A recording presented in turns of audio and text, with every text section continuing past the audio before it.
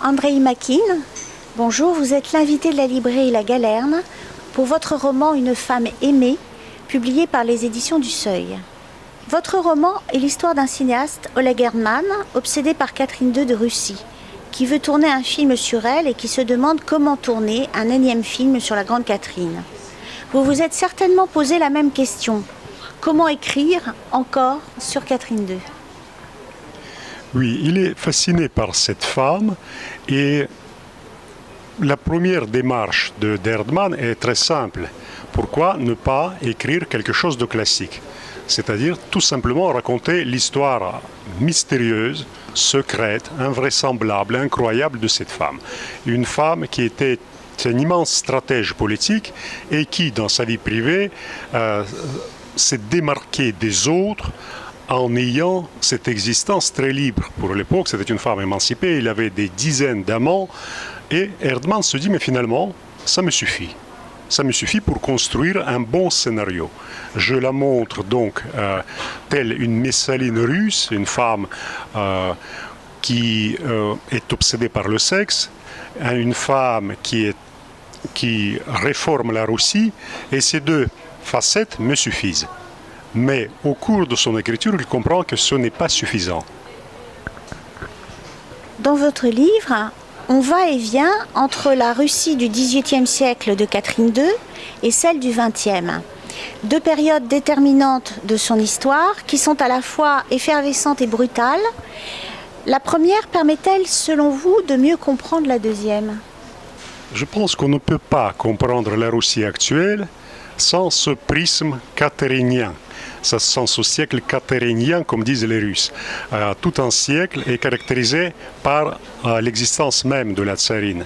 Donc il faut connaître tous ces essais de réforme, toutes ces tentatives souvent ratées, mais très courageuses.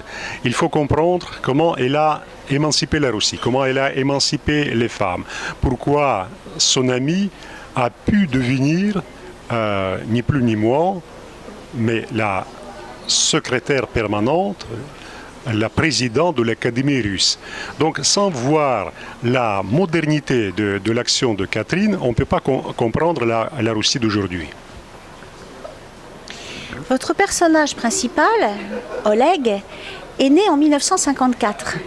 Votre livre, le suivant de la fin des années 70 à 1996, je crois, on assiste donc à l'effondrement de l'Union soviétique, et vous décrivez ensuite une société en ruine et qui a perdu ses repères. Il y a des laissés pour compte et d'autres, comme un de vos personnages qui s'appelle Jourbine, qui tentent de tirer leur épingle du jeu. Et c'est un des intérêts de votre livre que d'avoir aussi ce plan sur ce qu'a été la vie pour les Russes pendant ces 50 dernières années finalement. Un peu plus que ça même, parce que Oleg est né en 54, et l'action se termine, disons grosso modo, en 1996. Donc, avec la vie de ses parents, parce que la vie de ses parents est aussi racontée dans le livre, on a pratiquement tout un siècle, tout le XXe siècle de la Russie. Il y a des personnages qui sont assez âgés, donc qui sont nés vers 1910, donc on parcourt toute l'histoire russe de ce siècle. Et justement, vous ne m'avez pas répondu quant à ces personnages que vous montrez qui sont, comme ils disent, les naufragés de l'ex-Union soviétique. À un moment, il prononce le mot, votre personnage Oleg. Et puis, ces gens comme Jourbine qui arrivent, ou essayent du moins, qui sont opportunistes et qui arrivent à essayer de trouver leur chemin dans cette nouvelle Russie. Je pense qu'avec la chute du mur, nous avons atteint cette époque très phénoménale où il n'y a plus d'Est et d'Ouest, il n'y a plus d'Occident et d'Orient.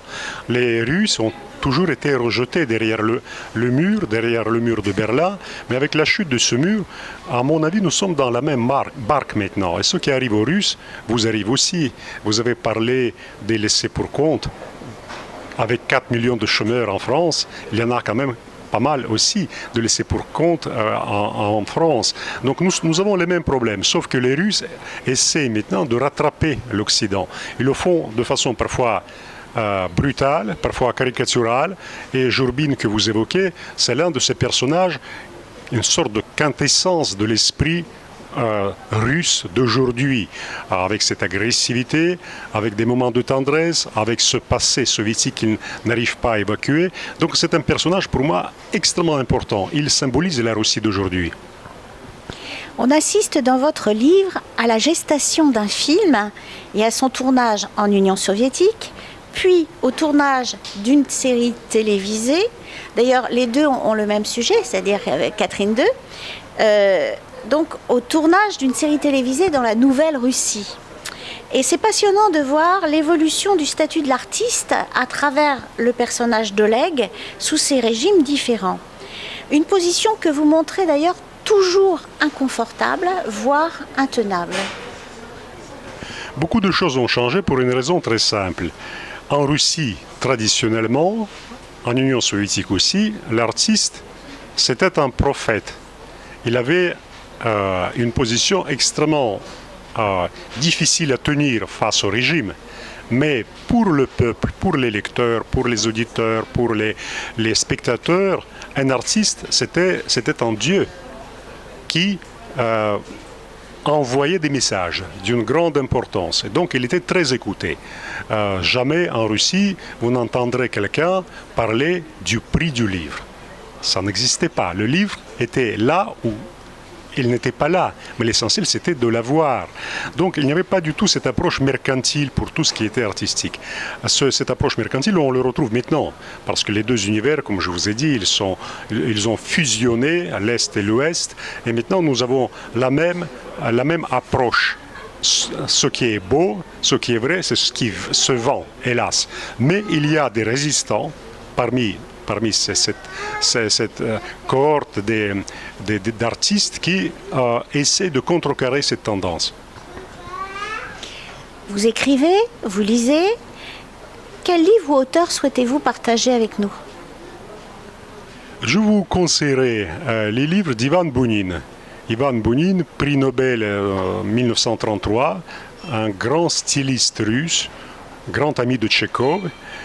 Et il a écrit surtout des nouvelles, donc ce sont des récits qui se lisent très vite, mais qui ont une charge d'émotion, d'intelligence, de recherche esthétique immense.